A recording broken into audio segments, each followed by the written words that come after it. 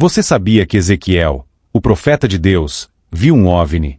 Essa é uma das interpretações mais intrigantes e desafiadoras de um dos textos mais enigmáticos da Bíblia. O capítulo 1 do livro de Ezequiel descreve uma visão extraordinária, carregada de detalhes vívidos, que desafia a imaginação e provoca debates intensos entre estudiosos da Bíblia, teólogos, cientistas e até entusiastas da ufologia. Mas o que exatamente Ezequiel viu? Seria uma manifestação divina, uma tecnologia extraterrestre ou um fenômeno que ainda não compreendemos completamente? Para entender o impacto e a complexidade desse relato, precisamos explorar cada detalhe dessa narrativa fascinante. O contexto histórico da visão é importante para compreendermos sua profundidade. Ezequiel era um sacerdote e profeta que vivia no exílio babilônico. Por volta de 593 a.C., naquele período, o povo de Israel enfrentava um momento de grande crise espiritual e política, e as visões de Ezequiel foram registradas como mensagens divinas para orientar e consolar o povo. No entanto, sua primeira visão, narrada logo no início do livro, transcende qualquer experiência religiosa comum.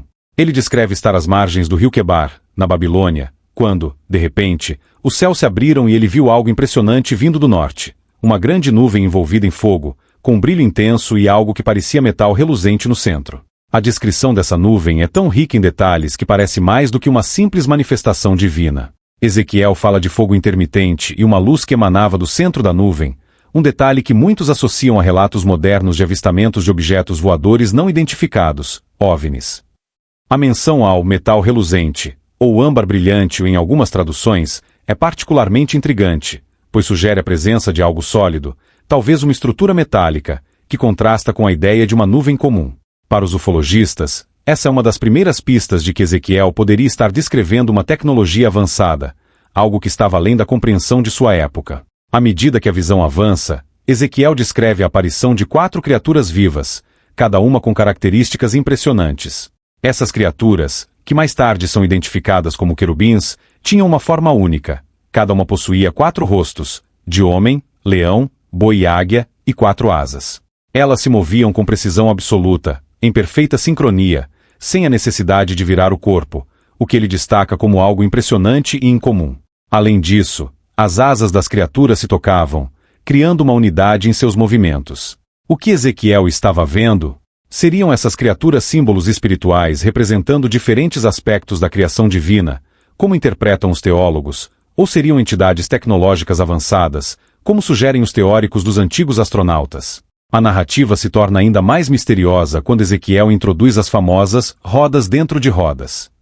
Ele descreve que essas rodas estavam ao lado de cada criatura e que eram cheias de olhos ao redor.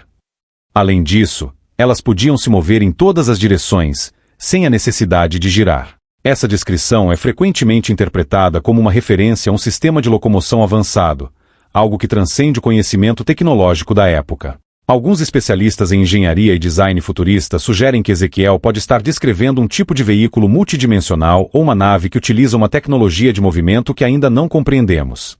Outro detalhe fascinante é que Ezequiel menciona que o espírito das criaturas estava nas rodas, indicando que havia uma conexão entre os dois elementos. Esse detalhe sugere que as rodas não eram objetos independentes, mas sim parte de um sistema integrado, talvez controlado por uma inteligência superior. Para os ufólogos, essa descrição lembra sistemas de controle remoto ou inteligência artificial avançada, enquanto os teólogos interpretam isso como uma representação da soberania divina, onde cada elemento obedece ao comando de Deus. Acima das criaturas e das rodas, Ezequiel descreve um firmamento brilhante como cristal, que se estendia sobre as cabeças dos seres. Sobre esse firmamento, ele viu algo ainda mais impressionante, um trono, e nele, uma figura semelhante a um homem. A figura brilhava como metal em fogo e tinha um arco-íris ao seu redor, o que Ezequiel interpretou como a glória de Deus. Essa visão é, sem dúvida, um dos momentos mais emblemáticos do relato, pois combina elementos que parecem transcender a realidade terrena com simbolismos espirituais profundos. Mas o que torna essa visão tão polêmica é a maneira como ela é interpretada por diferentes grupos. Para os teólogos tradicionais, esse relato é uma teofania, uma manifestação visível da presença divina. Eles argumentam que Ezequiel estava tentando descrever o indescritível, usando a linguagem e as referências culturais de sua época para transmitir uma experiência espiritual que estava além de sua compreensão. Por outro lado, os entusiastas da ufologia veem nesse relato evidências de um possível encontro com seres extraterrestres. Eles apontam para a precisão dos detalhes, como o brilho metálico, os movimentos coordenados das rodas e a interação entre os diferentes elementos da visão, como provas de que Ezequiel estava presenciando uma tecnologia avançada. O som que Ezequiel descreve também é um elemento intrigante. Ele menciona que as asas das criaturas produziam um som poderoso, como de águas caudalosas ou o tumulto de um exército em marcha. Essa descrição lembra ruídos associados a motores ou sistemas de propulsão em relatos modernos de avistamentos de OVNIs. Além disso, ele fala de relâmpagos e luzes brilhantes, que poderiam ser interpretados como efeitos de energia ou tecnologia desconhecida. Independentemente da interpretação, o relato de Ezequiel é um convite para refletirmos sobre os limites do entendimento humano e sobre como fenômenos extraordinários são registrados ao longo da história. Seria possível que Ezequiel estivesse testemunhando algo físico, uma tecnologia avançada de outro mundo? Ou estaria ele experimentando uma manifestação espiritual profunda, cuja grandeza ele tentou traduzir em palavras? Talvez nunca saibamos a resposta completa. O que é inegável é que a visão de Ezequiel continua a fascinar e a inspirar debates em todo o mundo. Ela nos desafia a olhar para além do óbvio, a considerar possibilidades que transcendem nossas crenças e a questionar o que realmente sabemos sobre o universo. Afinal, o que Ezequiel viu naquela margem do rio Quebar? A resposta, assim como o próprio relato, permanece envolta em mistério, aguardando que cada um de nós decida o que acreditar.